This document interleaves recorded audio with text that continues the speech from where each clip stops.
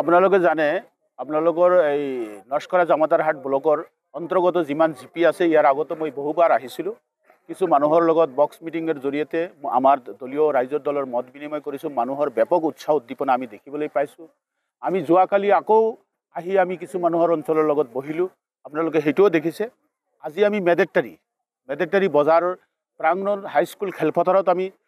জনসভা কৰিলোঁ আপোনালোকে দেখি আছে কিমান মানুহ আমাৰ সভাত উপস্থিত হৈ আমাৰ সভা সাফল্যমণ্ডিত কৰিলে সব মানুহে চকু থৰকৈ আমাৰ মানুহে মিটিং শুনি আছিলে তেওঁলোকৰ মনত বহুত আবেগ দুখ লৈ তেওঁলোকে সভাত ৰাইজৰ দলৰ প্ৰতি আহিছে এইটো কাৰণে যে বিগত দিনে তেওঁলোকে বিভিন্ন ৰাজনৈতিক দলৰ পৰা বঞ্চনাৰ সন্মুখীন হৈছে তেওঁলোকৰ নদীবংগৰ গ্ৰাসত পৰিছে তাৰ পৰা উদ্ধাৰ পোৱা নাই এই অঞ্চলৰ কোনো ৰাস্তা ঘাট নাই সেই কথা আমাক দুখ ব্যক্ত কৰিছে বিভিন্ন আলোচনাত আৰু ভাল এটা শিক্ষা প্ৰতিষ্ঠান নাই সৰ্বক্ষেত্ৰত তেওঁলোক বঞ্চনা পাইছে গতিকে তেওঁলোকে অখিল গগৈৰ নেতৃত্বৰ প্ৰতি আকৃষ্ট হৈছে আজি আপোনালোকে দেখিলে আমাৰ সভাৰ জৰিয়তে কিমান মানুহে আমাৰ ৰাইজৰ দলত যোগদান কৰাৰ কাৰণে ৰাইজৰ দলৰ কাম কৰাৰ কাৰণে আমাৰ হেতা ওপৰা কৰিছে সেই কথাও আপোনালোকে দেখিছে ইয়াৰ দ্বাৰাই আমি অনুমান কৰিব পাৰিছোঁ যে আজি বীৰসিং বৰুৱা যদি একমাত্ৰ দল জনমতত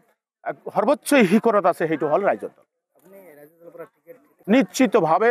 মই আশা কৰোঁ ৰাইজৰ দলৰ মোক টিকেট দিব বুলি আমাৰ হাইকমাণ্ডৰ লগত সৰ্বক্ষেত্ৰত আমাৰ আলোচনা হৈ আছে যে ৰাইজে এককভাৱে যদি এইটো সমষ্টিত টিকেট দিয়ে তেনেহ'লে ৰাইজৰ দলক দিব কিয় দিব এইটো নৱগঠিত সমষ্টি ইয়াত কোনো ছেটিং গেটিং কোনো বিধায়ক নাই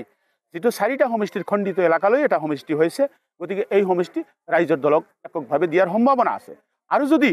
সেইটো নিদিয়ে তেনেহ'লে আপোনালোকৰ যেনেকুৱা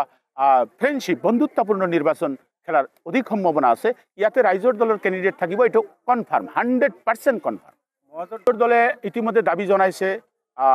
30টা সমষ্টিত 30টাৰ পৰা হয়তো কেইটামান কম দিব দিলেও সেইটো কিছুমান সমষ্টিত ডাইৰেক্ট এককভাৱে থাকিব আৰু কিছুমান সমষ্টিত আপোনালোকৰ বন্ধুত্বপূৰ্ণ থাকিব অভাৰঅল মিলি এটা আলোচনা হৈ আছে এইটো মিলি যাব এইটো মুখ্যমন্ত্ৰীৰ কথা আৰু আলোচনা কৰি আমাৰ লাজে লাগে অসমৰ মুখ্যমন্ত্ৰী হিমন্ত বিশ্ব শৰ্মা তেওঁ যিবোৰ কথা আচাৰ ভংগীমা বডি লেংগুৱেজ কৰে তেওঁ আমি অনুমান কৰিছোঁ তেওঁ মুখ্যমন্ত্ৰীৰ যিটো সৰ্বোচ্চ আসনৰ যিটো মৰ্যাদা সেই মৰ্যাদা তেওঁ লাঘৱ কৰি আছে সেই মৰ্যাদাটোৱে হানি কৰি আছে আমি লাজ পাই আছোঁ অসমৰ বাসিন্দা হিচাপে হিমন্ত বিশ্ব শৰ্মাৰ নিচিনা এজন মানুহক আমি মুখ্যমন্ত্ৰী বনাইছোঁ এইটো আমি ইয়াৰ আলী আকবৰ মিয়াৰ কথা তেওঁক আপুনি সুধিছে সেইকাৰণে মই কৈছোঁ তেওঁৰ নাম লোৱা তেওঁৰ কথা কোৱাতে আমি লাজ পাওঁ এনেকুৱা ভাষা বাক্য আজিৰ দিনত চাবচোন তেওঁ কিমান নিম্নমানৰ ভাষা প্ৰয়োগ কৰি মিটিঙত কথা কয় আমি যি মিটিঙত কথা কওঁ অলপ ভাষা উন্নত মানৰ থাকিব লাগিব তেওঁ এনেকুৱা মিছা কথা কৈ আছে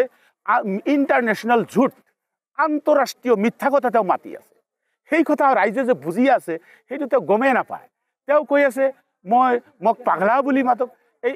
অসম এছেম্বলি আগল পাগলৰ কাম নেকি তেওঁ কৈ আছে কিছুমান ডাকু প্ৰকৃতিৰ মানুহক এছেম্বলিত পঠাব লাগে এই আসাম এছেম্বলি চুৰি ডাকাতি কৰাৰ সেইটো চেণ্টাৰ নেকি মই তেওঁক সুধিব বিচাৰিছোঁ তেওঁ যিটো ভাবিছে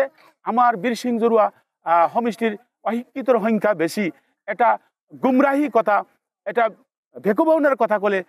কিছুমান অশিক্ষিত মানুহ আকৃষ্ট হৈ তেওঁক ভোট দিব সেই দিন উকলি গ'ল আজি মানুহ শিক্ষিত হ'ল বহুত পৰিৱৰ্তন হৈছে উন্নতি হৈছে আৰু বহু উন্নতি হ'বলৈ মানুহে আগ্ৰহ ব্যক্ত কৰি আছে তেনেকুৱা মানুহৰ কোনো নাই কোনো ভিত্তি নাই আপোনালোকৰ ইয়াতে আহি এটা মিটিং কৰিছে আমাৰ সিফালে যাই যি মিটিং কৰিছে নেক্সট ৰাউণ্ডত তেওঁ মিটিং কৰিবই নোৱাৰে এনেকুৱা এটা পৰিস্থিতি যিকোনো খবৰৰ বাবে যোগাযোগ কৰক 7099017330 লগতে 7099017110 নম্বৰত